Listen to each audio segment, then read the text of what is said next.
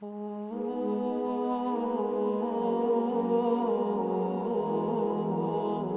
عائشہ رضی اللہ عنہا نے بیان کیا کہ رسول اللہ صلی اللہ علیہ وسلم جب سفر کا ارادہ کرتے تو ازواج مطہرات کے درمیان قرعہ ڈالا کرتے تھے، اور جس کا نام آتا تو حضور صلی اللہ علیہ وسلم انہیں اپنے ساتھ سفر میں لے جاتے۔ حضرت عائشہ رضی اللہ عنہا نے بیان کیا کہ ایک غزوے کے موقع پر جب آپ نے قرعہ ڈالا تو میرا نام نکلا اور میں حضور صلی اللہ علیہ وسلم کے ساتھ سفر میں روانہ ہوئی۔ یہ واقعہ پردے کے حکم کے نازل ہونے کے بعد کا ہے۔ چنانچہ مجھے ہودج سمیت اٹھا کر سوار کر دیا جاتا اور اسی کے ساتھ اتارا جاتا۔ اس طرح ہم روانہ ہوئے۔ پھر جب حضور اکرم صلی اللہ علیہ وسلم اپنے اس غزوے سے فارغ ہو گئے تو واپس ہوئے۔ واپسی میں اب ہم مدینے کے قریب تھے اور ایک مقام پر پڑاؤ تھا جہاں سے حضور صلی اللہ علیہ وسلم نے کوچ کا رات میں اعلان کیا۔ کوچ کا اعلان ہو چکا تو میں کھڑی ہوئی اور تھوڑی دور چل کر لشکر کی حدود سے آگے نکل گئی۔ پھر قضائے حاجت سے فارغ ہو کر میں اپنی سواری کے پاس پہنچی۔ وہاں پہنچ کر جو میں نے اپنا سینہ ٹٹولا تو ظفار، یمن کا ایک شہر کہ مہرہ کا بنا ہوا میرا ہار غائب تھا۔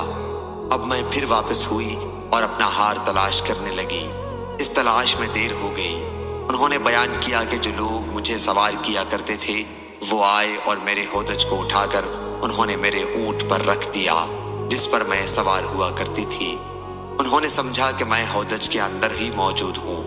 ان دنوں عورتیں بہت ہلکی پھلکی تھیں، ان کے جسم میں زیادہ گوشت نہیں ہوتا تھا کیونکہ بہت معمولی خوراک انہیں ملتی تھی۔ اس لیے اٹھانے والوں نے جب اٹھایا تو ہودج کے ہلکے پن میں انہیں کوئی فرق معلوم نہیں ہوا۔ یوں بھی اس وقت میں ایک کم عمر لڑکی تھی۔ غرض اونٹ کو اٹھا کر وہ بھی روانہ ہو گئے۔ جب لشکر گزر گیا تو مجھے بھی اپنا ہار مل گیا۔ میں ڈیرے پر آئی تو وہاں کوئی بھی نہ تھا، نہ پکارنے والا نہ جواب دینے والا۔ اس لیے میں وہاں آئی جہاں میرا اصل ڈیرا تھا۔ مجھے یقین تھا کہ جلد ہی میرے نہ ہونے کا انہیں علم ہو جائے گا اور مجھے لینے کے لیے وہ واپس لوٹ آئیں گے۔ اپنی جگہ پر بیٹھے بیٹھے میری آنکھ لگ گئی اور میں سو گئی۔ صفوان بن معطل سلمہ ثم ذکوانی رضی اللہ عنہ لشکر کے پیچھے پیچھے آ رہے تھے تاکہ لشکر کی کوئی چیز گم ہو گئی ہو تو وہ اٹھا لیں۔ انہوں نے ایک سوئے انسان کا سایہ دیکھا اور جب قریب آ کر مجھے دیکھا تو پہچان گئے۔ پردے سے پہلے وہ مجھے دیکھ چکے تھے۔ مجھے جب وہ پہچان گئے تو ان اللہ پڑھنا شروع کیا اور ان کی آواز سے میں جاگ اٹھی اور فوراً اپنی چادر سے میں نے اپنا چہرہ چھپا لیا۔ خدا کی قسم میں نے ان سے ایک لفظ بھی نہیں کہا اور نہ سوا ان اللہ کہ میں نے ان کی زبان سے کوئی لفظ سنا۔ وہ سواری سے اتر گئے اور اسے انہوں نے بٹھا کر اس کی اگلی ٹانگ کو موڑ دیا تاکہ بغیر کسی مدد کی ام المومنین اس پر سوار ہو سکے۔ میں اٹھی اور اس پر سوار ہو گئی۔ اب وہ سواری کو آگے سے پکڑے ہوئے لے کر چلے۔ جب ہم لشکر کے قریب پہنچے تو ٹھیک دوپہر کا وقت تھا۔ لشکر پڑاؤ کیے ہوئے تھا۔ ام المومنین رضی اللہ عنہا نے بیان کیا کہ پھر جسے ہلاک ہونا تھا وہ ہلاک ہوا۔ اصل میں تہمت کا بیڑا عبداللہ بن ابی ابن سلول منافق نے اٹھا رکھا تھا۔ عروہ نے بیان کیا کہ مجھے معلوم ہوا ہے کہ وہ اس تہمت کا چرچا کرتا اور اس کا مجلسوں میں اس کا تذکرہ ہوا کرتا۔ وہ اس کی تصدیق کرتا، خوب غور اور توجہ سے سنتا اور پھیلانے کے لیے خوب کھود کرید کرتا۔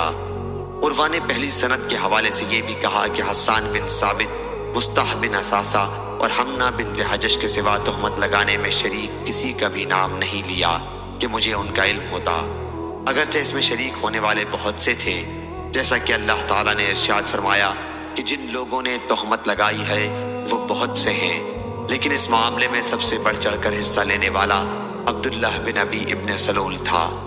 عروہ نے بیان کیا کہ عائشہ رضی اللہ عنہا اس پر بڑی خفگی کا اظہار کرتی تھی۔ اگر ان کے سامنے حسان بن ثابت رضی اللہ عنہ کو برا بھلا کہا جاتا، آپ فرماتی کہ یہ شعر حسان ہی نے کہا ہے کہ میرے والد اور میرے والد کے والد اور میری عزت محمد صلی اللہ علیہ وسلم کی عزت کی حفاظت کے لیے تمہارے سامنے ڈھال بنی رہیں گی۔ حضرت عائشہ رضی اللہ عنہا نے بیان کیا کہ پھر ہم مدینہ پہنچ گئے اور وہاں پہنچتے ہی جو میں بیمار پڑی تو 1 مہینے تک بیمار ہی رہی۔ इस अरसे में लोगों में तोहमत लगाने वालों की अफवाहों का बड़ा चर्चा रहा, लेकिन मैं एक बात भी नहीं समझ रही थी। अलबत्ता अपने मर्ज के दौरान एक चीज से मुझे बड़ा शुबा होता कि रसूल करीम सल्लल्लाहु अलैहि वसल्लम की वो मोहब्बत और इनायत मैं नहीं महसूस करती थी जिसको पहले जब भी बीमार होती मैं देख चुकी थी। आप मेरे पास तशरीफ लाते, सलाम करते और दरियाफ्त फरमाते कैसी तबीयत है, सिर्फ इतना पूछकर वापस तशरीफ ले जाते। हुजूर सल्लल्लाहु अलैहि वसल्लम के इस तर्ज अमल से मुझे शुबा होता था, लेकिन शर जो फैल चुका था इसका मुझे कोई एहसास नहीं था। मर्ज से जब अफाका हुआ तो मैं उम्मे मुस्ताह के साथ मुनासिह की तरफ गई। मुनासिह मदीने की आबादी से बाहर हमारे रफ़ा हाजत की जगह थी। हम यहाँ सिर्फ रात के वक्त जाते थे। ये उससे पहले की बात है जब बैतुल खला हमारे घरों से करीब बन गए थे। उम्मुल मोमिनीन ने बयान किया कि अभी हम अरब के कदीम के तरीक़े पर अमल करते और मैदान में रफ़ा हाजत के लिए जाया करते थे, और हमें इससे तकलीफ होती थी कि बैतुल खला हमारे घरों के करीब बनाए जाएं। उन्होंने बयान किया कि अलगर्ज मैं और उम्मे मुस्ताह रफ़ा हाजत के लिए गए। उम्मे मुस्ताह अबी रहम बिन अब्दुल मुत्तलिब बिन अब्द मनाफ की बेटी हैं। उनकी वालिदा सखर बिन आमिर की बेटी हैं और वो हज़रत अबू बकर सिद्दीक़ रज़ी अल्लाहु अन्हु की खाला होती हैं। उन्हीं के बेटे मुस्ताह बिन असासा बिन इबाद बिन मुत्तलिब रज़ी अल्लाहु अन्हु हैं। फिर मैं और उम्मे मुस्ताह हाजत से फारिग होकर अपने घर की तरफ वापस आ रहे थे कि उम्मे मुस्ताह अपनी चादर में उलझ गईं और उनकी जुबान से निकला कि मुस्ताह जलील हो। मैंने कहा, आपने बुरी बात जुबान से निकाली। एक ऐसे शख्स को आप बुरा कह रही हैं जो बद्र की लड़ाई में शरीक हो चुका है। उन्होंने इस पर कहा, क्यों मुस्ताह की बातें तुमने नहीं सुनी? उम्मुल मोमिनीन ने बयान किया कि मैंने पूछा कि उन्होंने क्या कहा है। बयान किया, फिर उन्होंने तोहमत लगाने वालों की बातें सुनाई। बयान किया कि उन बातों को सुनकर मेरा मर्ज और बढ़ गया। जब मैं अपने घर वापस आई तो हुजूर अकरम सल्लल्लाहु अलैहि वसल्लम मेरे पास तशरीफ लाए और सलाम के बाद दरियाफ्त फरमाया कि कैसी तबीयत है। मैंने हुजूर सल्लल्लाहु अलैहि वसल्लम से अर्ज किया कि क्या मुझे अपने वालिदैन के घर जाने की इजाज़त मरहमत फरमाएंगे। उम्मुल मोमिनीन ने बयान किया कि मेरा इरादा ये था कि उनसे इस खबर की तस्दीक करूंगी। उन्होंने बयान किया कि हुजूर सल्लल्लाहु अलैहि वसल्लम ने मुझे इजाज़त दे दी। मैंने अपनी वालिदा से घर जाकर पूछा कि आखिर लोगों में किस तरह की अफवाहें हैं। उन्होंने फरमाया कि बेटी फिक्र न कर, खुदा की कसम ऐसा शायद ही कहीं हुआ हो कि एक खूबसूरत औरत किसी ऐसे शौहर के साथ हो जो उससे मोहब्बत भी रखता हो और उसकी सोकनें भी हों, और फिर उस पर तोहमतें न लगाई गई हों, उसकी ऐबजोई न की गई हो। उम्मुल मोमिनीन ने बयान किया कि मैंने उस पर कहा कि सुभान अल्लाह, मेरी सोकनों से इसका क्या ताल्लुक, इसका तो आम लोगों में चर्चा है।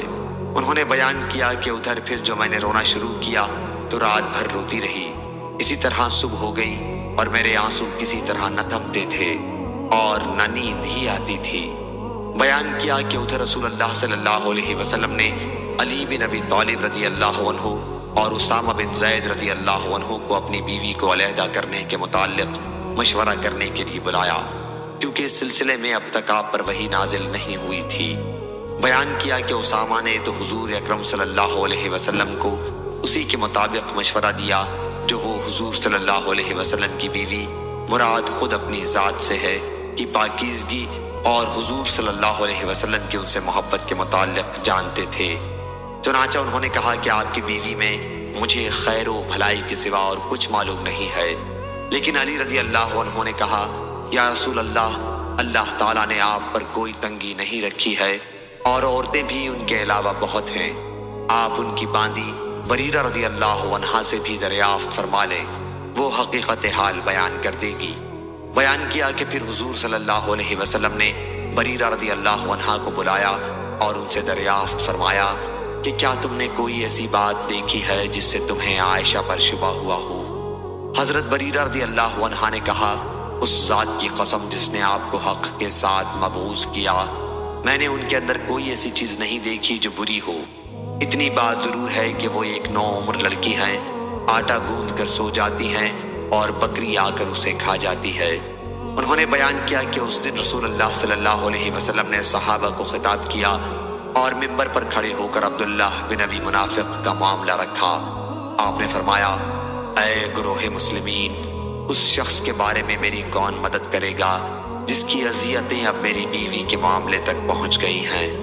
خدا کی قسم کہ میں نے اپنی بیوی میں خیر کے سوا اور کوئی چیز نہیں دیکھی، اور نام بھی ان لوگوں نے ایک ایسے شخص صفوان بن معطل رضی اللہ عنہ جو ام المومنین کو اپنے اونٹ پر لائے تھے کا لیا ہے، جس کے بارے میں بھی میں خیر کے سوا اور کچھ نہیں جانتا۔ وہ جب بھی میرے گھر آئے تو میرے ساتھ ہی آئے۔ ام المومنین رضی اللہ عنہا نے بیان کیا کہ اس پر سعد بن معاذ رضی اللہ عنہ قبیلہ بنی اشل کے ہم رشتہ کھڑے ہوئے اور عرض کیا، میں یا رسول اللہ آپ کی مدد کروں گا، اگر وہ شخص قبیلہ اوس کا ہوا تو میں اس کی گردن مار دوں گا، اور اگر وہ ہمارے بھائیوں خزرج کے قبیلے کا ہوا تو آپ کا اس کے متعلق بھی جو حکم ہوگا ہم بجا لائیں گے۔ ام المومنین نے بیان کیا کہ اس پر قبیلہ خزرج کے ایک صحابی کھڑے ہوئے۔ حسان کی والدہ ان کی چچا زاد بہن تھی، یعنی سعد بن عبادہ رضی اللہ عنہ۔ وہ قبیلہ خزرج کے سردار تھے اور اس سے پہلے بڑے صالح اور مخلصین میں تھے، لیکن آج قبیلے کی حمیت ان پر غالب آ گئی۔ انہوں نے سعد رضی اللہ عنہ کو مخاطب کر کے کہا، خدا کی قسم تم جھوٹے ہو، تم اسے قتل نہیں کر سکتے اور نہ تمہارے اندر اتنی طاقت ہے۔ اگر وہ تمہارے قبیلے کا ہوتا تو تم اس کے قتل کا نام نہ لیتے۔ اس کے بعد اسید بن حذیر رضی اللہ عنہ جو سعد بن معاذ رضی اللہ عنہ کے چچیرے بھائی تھے کھڑے ہوئے اور سعد بن عبادہ رضی اللہ عنہ کو مخاطب کر کے کہا، خدا کی قسم تم جھوٹے ہو، ہم اسے ضرور قتل کریں گے۔ اب اس میں شبہ نہیں رہا کہ تم بھی منافق ہو، تم منافقوں کی طرف سے مدافعت کرتے ہو۔ اتنے میں اوس و خزرج انصار کے دونوں قبیلے بھڑک اٹھے اور ایسا معلوم ہوتا تھا کہ آپس ہی میں لڑ پڑیں گے۔ اس وقت تک رسول اللہ صلی اللہ علیہ وسلم منبر پر ہی تشریف رکھتے تھے۔ ام المومنین حضرت عائشہ رضی اللہ عنہا نے بیان کیا کہ پھر حضور صلی اللہ علیہ وسلم سب کو خاموش کرانے لگے۔ سب حضرات چپ ہو گئے اور حضور صلی اللہ علیہ وسلم بھی خاموش ہو گئے۔ ام المومنین حضرت عائشہ رضی اللہ عنہا نے بیان کیا کہ میں اس روز پورے دن روتی رہی، نہ میرا آنسو تھمتا تھا اور نہ آنکھ لگتی تھی۔ بیان کیا کہ صبح کے وقت میرے والدین میرے پاس آئے، 2 راتیں اور 1 دن میرا روتے ہوئے گزر گیا تھا۔ اس پورے عرصے میں نہ میرا آنسو رکا اور نہ نیند آئی۔ ایسا معلوم ہوتا تھا کہ روتے روتے میرا کلیجہ پھٹ جائے گا۔ ابھی میرے والدین میرے پاس ہی بیٹھے ہوئے تھے اور میں روئے جا رہی تھی کہ قبیلہ انصار کی ایک خاتون نے اندر آنے کی اجازت چاہی۔ میں نے انہیں اجازت دے دی اور وہ بھی میرے ساتھ بیٹھ کر رونے لگی۔ بیان کیا کہ ہم ابھی اسی حالت میں تھے کہ رسول اللہ صلی اللہ علیہ وسلم تشریف لائے۔ آپ نے سلام کیا اور بیٹھ گئے۔ بیان کیا کہ جب سے مجھ پر تہمت لگائی گئی تھی حضور صلی اللہ علیہ وسلم میرے پاس نہیں بیٹھے تھے۔ 1 مہینہ گزر گیا تھا اور میرے بارے میں آپ کو وحی کے ذریعے کوئی اطلاع نہیں دی گئی تھی۔ بیان کیا کہ بیٹھنے کے بعد حضور صلی اللہ علیہ وسلم نے کلمہ شہادت پڑھا، پھر فرمایا، اما بعد، اے عائشہ رضی اللہ عنہا، مجھے تمہارے بارے میں اس طرح کی خبریں ملی ہیں۔ اگر تم واقعی اس معاملے میں پاک و صاف ہو تو اللہ تمہاری پاکی خود بیان کر دے گا، لیکن اگر تم نے کسی گناہ کا قصد کیا تھا تو اللہ کی مغفرت چاہو اور اس کے حضور میں توبہ کرو، کیونکہ بندہ جب اپنے گناہوں کا اعتراف کر لیتا ہے اور پھر اللہ کی بارگاہ میں توبہ کرتا ہے تو اللہ تعالیٰ اس کی توبہ قبول کر لیتا ہے۔ ام المومنین حضرت عائشہ رضی اللہ عنہا نے بیان کیا کہ جب حضور اکرم صلی اللہ علیہ وسلم اپنا کلام پورا کر چکے تو میرے آنسو اس طرح خشک ہو گئے کہ ایک قطرہ بھی محسوس نہیں ہوتا تھا۔ میں نے پہلے اپنے والد سے کہا کہ میری طرف سے رسول اللہ صلی اللہ علیہ وسلم کو آپ کے کلام کا جواب دے۔ والد نے فرمایا، خدا کی قسم میں کچھ نہیں جانتا کہ حضور صلی اللہ علیہ وسلم سے مجھے کیا کہنا چاہیے۔ پھر میں نے اپنی والدہ سے کہا کہ حضور اکرم صلی اللہ علیہ وسلم نے جو کچھ فرمایا ہے وہ اس کا جواب دیں۔ والدہ نے بھی یہی کہا، خدا کی قسم مجھے کچھ نہیں معلوم کیا حضور صلی اللہ علیہ وسلم سے مجھے کیا کہنا چاہیے، اس لیے میں نے خود ہی عرض کیا۔ حالانکہ میں بہت کم عمر لڑکی تھی اور قرآن مجید بھی میں نے زیادہ نہیں پڑھا تھا کہ خدا کی قسم مجھے بھی معلوم ہوا ہے کہ آپ لوگوں نے اس طرح کی افواہوں پر کان دھرا اور بات آپ لوگوں کے دلوں میں اتر گئی اور آپ لوگوں نے اس کی تصدیق کی۔ اب اگر میں یہ کہوں کہ میں اس تہمت سے بری ہوں تو آپ لوگ میری تصدیق نہیں کریں گے، اور اگر اس گناہ کا اقرار کر لوں اور اللہ تعالیٰ خوب جانتا ہے کہ میں اس سے بری ہوں، تو آپ لوگ اس کی تصدیق کرنے لگ جائیں گے۔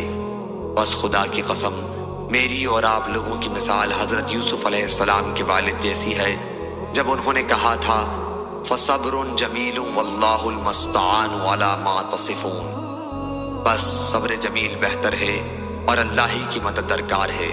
اس بارے میں جو کچھ تم کہہ رہے ہو، پھر میں نے اپنا رخ دوسری طرف کر لیا اور اپنے بستر پر لیٹ گئی۔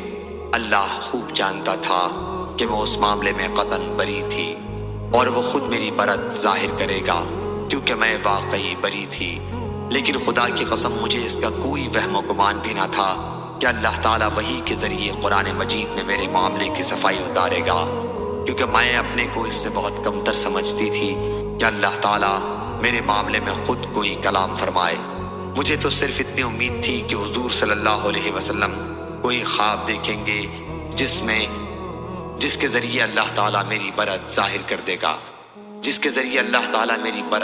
گا، لیکن خدا کی قسم، ابھی حضور اکرم صلی اللہ علیہ وسلم اس مجلس سے اٹھے بھی نہیں تھے، اور نہ اور کوئی گھر کا آدمی وہاں سے اٹھا تھا کہ حضور صلی اللہ علیہ وسلم پر وحی نازل ہونی شروع ہوئی، اور آپ پر وہ کیفیت طاری ہوئی جو وحی کی شدت میں طاری ہوتی تھی۔ موتیوں کی طرح پسینے کے قطرے آپ کے چہرے سے گرنے لگے، حالانکہ سردی کا موسم تھا۔ یہ اس وحی کی وجہ سے تھا جو آپ پر نازل ہو رہی تھی۔ ام المومنین رضی اللہ عنہا نے بیان کیا کہ پھر آپ کی وہ کیفیت ختم ہوئی تو آپ تبسم فرما رہے تھے۔ سب سے پہلا کلمہ جو آپ کی زبان مبارک سے نکلا وہ یہ تھا، آپ نے فرمایا، اے عائشہ، اللہ نے تمہاری برت نازل کر دی ہے۔ انہوں نے بیان کیا کہ اس پر میری والدہ نے کہا کہ حضور صلی اللہ علیہ وسلم کے سامنے کھڑی ہو جاؤ۔ میں نے کہا، نہیں، خدا کی قسم، میں آپ کے سامنے نہیں کھڑی ہوں گی۔ میں اللہ عز و جل کے سوا اور کسی کی حمد و ثنا نہیں کروں گی کہ اسی نے میری برت نازل کی ہے۔ بیان کیا کہ اللہ تعالیٰ نے نازل فرمایا، ان الذین جاء بالافک الاخ، جو لوگ تہمت تراشی میں شریک ہوئے ہیں، 10 آیتیں اس سلسلے میں نازل ہوئیں۔ جب اللہ تعالیٰ نے سورہ نور میں یہ آیتیں میری برت کے لیے نازل فرمائیں تو ابو بکر صدیق رضی اللہ عنہ، جو مستحب نثاثہ کے اخراجات ان سے قرابت اور محتاجی کی وجہ سے خود اٹھاتے تھے، نے کہا کہ خدا کی قسم، مستح رضی اللہ عنہ نے جب عائشہ رضی اللہ عنہا کے متعلق اس طرح کی تہمت تراشی میں حصہ لیا تو میں اس پر اب کبھی کچھ خرچ نہیں کروں گا۔ اس پر اللہ تعالیٰ نے یہ آیت نازل کی، وَلَا يَأْتَلِ أُولُو الْفَضْلِ مِنْكُمْ، یعنی اہل فضل اور اہل ہمت قسم نہ کھائیں سے غفور الرحیم تک، کیونکہ مستح یا دوسرے مومنین کی اس میں شرکت محض غلط فہمی کی بنا پر تھی۔ چنانچہ ابو بکر صدیق رضی اللہ عنہ نے کہا کہ خدا کی قسم، میری تمنا ہے کہ اللہ تعالیٰ مجھے اس کہنے پر معاف کر دے، اور مستح کو جو کچھ وہ دیا کرتے تھے اسے پھر دینے لگے، اور کہا کہ خدا کی قسم، اب اس وظیفے کو میں کبھی بند نہیں کروں گا۔ عائشہ رضی اللہ عنہا نے بیان کیا کہ میرے معاملے میں حضور صلی اللہ علیہ وسلم نے ام المومنین زینب بنت حجش سے بھی مشورہ کیا تھا۔ آپ نے ان سے پوچھا کہ عائشہ کے متعلق کیا معلومات ہیں تمہیں، یا ان میں تم نے کیا چیز دیکھی ہے؟ انہوں نے عرض کیا، یا رسول اللہ، میں اپنی آنکھوں اور کانوں کو محفوظ رکھتی ہوں کہ ان کی طرف خلاف واقعہ نسبت کروں۔ خدا کی قسم، میں ان کے بارے میں خیر کے سوا اور کچھ نہیں جانتی۔ حضرت عائشہ رضی اللہ عنہا نے بیان کیا کہ زینب ہی تمام ازواج مطہرات میں میرے مقابل کی تھی، لیکن اللہ تعالیٰ نے ان کے تقوی اور پاک بازی کی وجہ سے انہیں محفوظ رکھا۔ بیان کیا کہ البتہ ان کی بہن حمنہ نے غلط راستہ اختیار کیا اور ہلاک ہونے والوں کے ساتھ وہ بھی ہلاک ہوئی تھی۔ ابن شہاب نے بیان کیا کہ یہی تھی وہ تفصیل اس حدیث کی جو ان اکابر کی طرف سے پہنچی تھی۔